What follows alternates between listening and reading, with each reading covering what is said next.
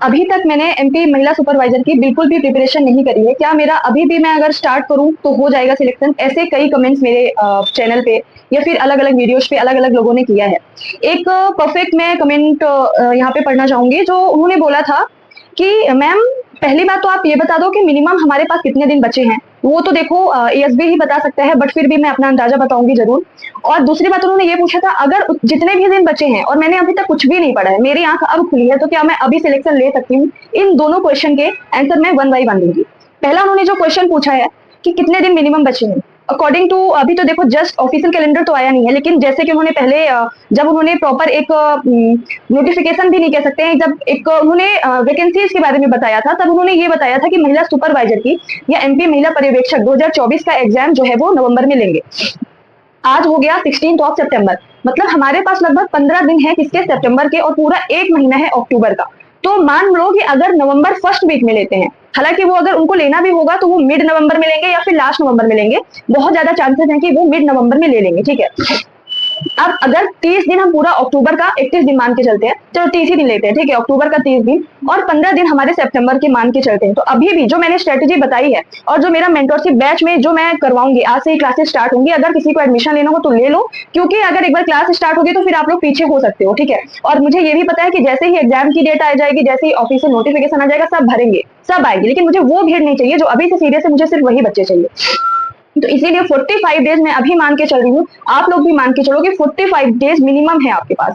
अगर आज जिसे लग गए तो आपके पास 45 डेज मिनिमम है। अगर एक एक दिन ऐसे कल कल करते करते अगर एग्जाम की डेट का वेट करते रहोगे तो फिर शायद मे भी आपके पास 30 दिन बचे, या फिर हो सकता है आपके पास 40 दिन बचे। तो आपके ऊपर डिपेंड है कि इन दिनों का आप कैसे यूटिलाइज करते हो। अब जो दूसरी मोस्ट इंपॉर्टेंट जो उनका कमेंट था, क्वेश्चन था, और शायद ये सभी का डाउट है, एक मिनट। दूसरा डाउट ये है कि अभी तक मैंने अदर एग्जाम्स की तैयारी की, लाइक एमपीपीएससी या फिर किसी भी अदर वनडे एग्जाम की, और मुझे इसके बारे में इतना पता नहीं था।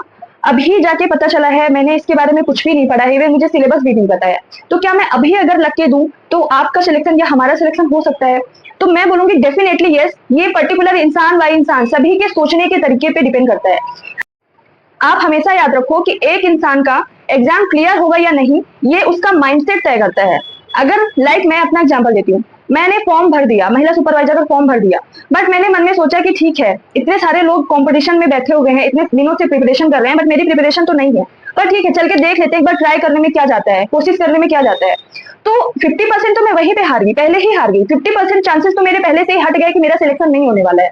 वही अगर दूसरी कैटेगरी का कोई बच्चा होगा, वो ये सोचेगा मैं तो फॉर्म भी भरूंगा और इसमें से एक सीट मेरी होगी, तो वहां पे 50% चांसेस उसके बढ़ गए, अदर स्टूडेंट से ज्यादा वो ज्यादा ग्रैब करेगा। और जब हम इस तरीके से सोच लेते हैं कि मुझे एक सीट चाहिए ही चाहिए, मैं चाहे मुझे चाहे जितनी भी मेहनत करवाई जाए, मुझे चाहे जो भी करना पड़े, जितना भी मुझे पढ़ना पड़े, जिस तरीके से बोला जाए उस तरीके से मैं अगर पढ़ूंगा या पढ़ूंगी तो मैं सिलेक्शन जरूर ले लूंगी। जिसे अपने ऊपर कॉन्फिडेंस है, जिसे ये कॉन्फिडेंस है कि मैं जो भी पढ़ूंगा अच्छे से पढ़ूंगा, पीवाईक्यूज का एनालिसिस करते हुए पढ़ूंगा या पढ़ूंगी, और सारी चीजें सिस्टमेटिक तरीके से स्ट्रेटजीज बना के, और एकदम ऐसा नहीं कि 10-10 घंटे पढ़ रहे हो पर एकदम हलवा बन रहा, खिचड़ी बन रही है। जो मेरी स्ट्रेटेजी है वो आप जाके देखो, कितने अच्छे तरीके से मैंने सारी चीजें बताई हैं कि आप सिर्फ 2 पोर्शन को एक साथ लेके चलो, चारों पोर्शन को एक साथ लेके चलोगे तो मे भी वो खिचड़ी बने। तो आपको टेस्टी हलवा बनाना है, उसके लिए आप 2 पोर्शन पहले 15 दिन में कंप्लीट करो, उसका रिवीजन करो, उसके पीवाईक्यूज देखो, उसका टेस्ट दो, ठीक है, और उसके बाद नेक्स्ट 15 दिन में बाकी के 2 पोर्शन करो। एक महीने में आपका पूरा एक बार अच्छे से पढ़ाई भी हो जाएगी, अच्छे से रिवीजन भी हो जाएगा, और फिर अगले 15 दिन में आपको सिर्फ टेस्ट, रिवीजन और मतलब सारे मॉक टेस्ट वगैरह देने हैं। इस तरीके से अगर आप स्ट्रेटेजी बनाएंगे, इस तरीके से अगर आप अपने आप को लेके चलेंगे, तो मैं बोलती हूँ अगर कोई देखो बहुत सारे ऐसे भी कमेंट आ रहे हैं कि दीदी 6-6 महीने से पढ़ रहे हैं, 1-1 साल से पढ़ रहे हैं, लेकिन नहीं समझ नहीं आ रहा है, ऐसा फील हो रहा है, वो सेटिस्फेक्शन नहीं मिल रहा है, ऐसा फील हो रहा है कि हमने कुछ पढ़ा ही नहीं। तो वो ऐसे बच्चे हैं जो सिर्फ पढ़े जा रहे हैं, जो इधर उधर की कोचिंग लेके बैठे हुए हैं, जो सिर्फ मतलब ऐसा है कि क्लासेस देख लिए, कोई सिस्टमेटिक काम नहीं, कुछ भी ऐसा नहीं, बस पढ़े जा रहे हैं, पढ़े जा रहे हैं। वो उनके साथ होगा और एंड तक, एक दिन एग्जाम के पहले तक वो यही फील करेंगे, बिलीव मी।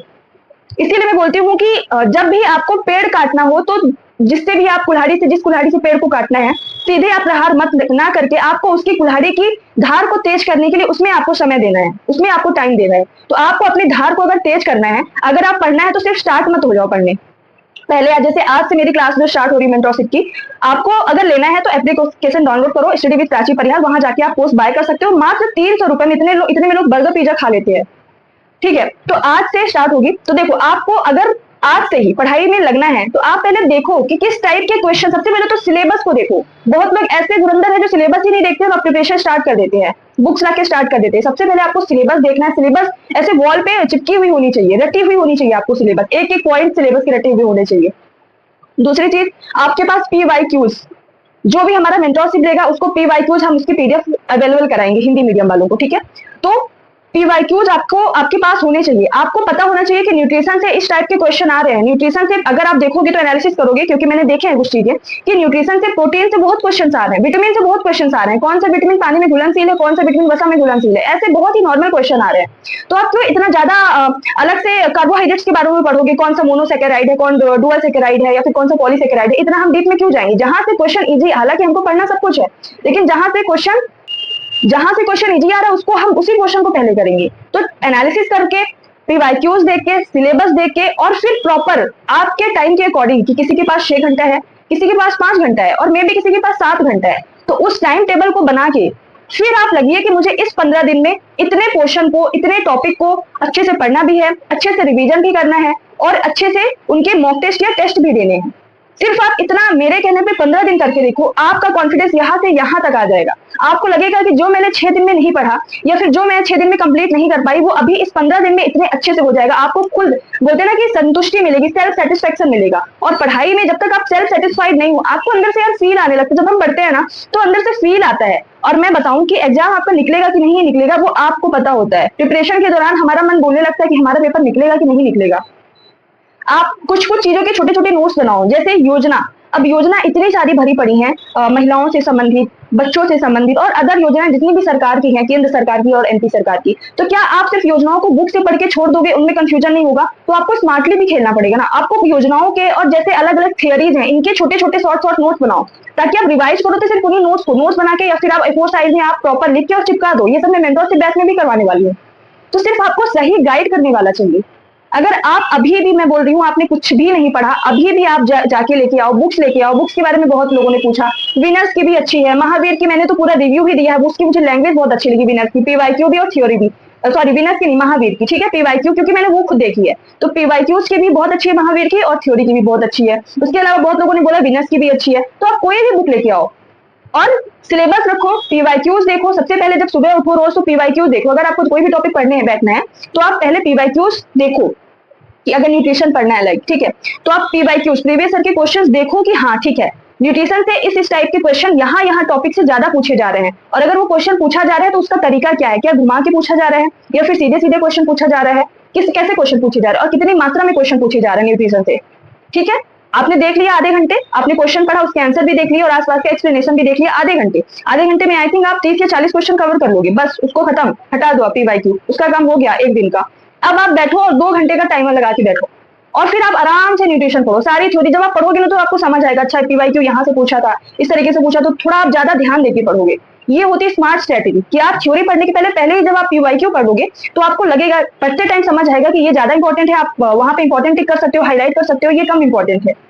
तो सिर्फ माइंड का गेम है, सिर्फ स्मार्टनेस का गेम है, और थोड़ा बहुत हार्डवर्क का गेम है। मैं बोल रही हूँ, अगर अभी से आप 6 से 7 घंटे या 6 घंटे भी अभी से आप 45 डेज कंटिन्यूअस दे दोगे, स्मार्टली वे में प्रॉपर गाइड करने वाला हो, तो आप एग्जाम निकालने से कोई भी नहीं रोक सकता। वहीं जो 6 महीने से लगे हैं लेकिन प्रॉपर गाइडेंस के साथ नहीं लगे, उनको भी मैं बोलना चाहूंगी कि प्लीज एक बार अपने आप को निहारो, अपने आप का एनालिसिस करो कि आप कर क्या रहे हो। पढ़ तो रहे हो, लेकिन आपको जब खुद सेल्फ सेटिस्फेक्शन नहीं मिले तो कोई मतलब नहीं है।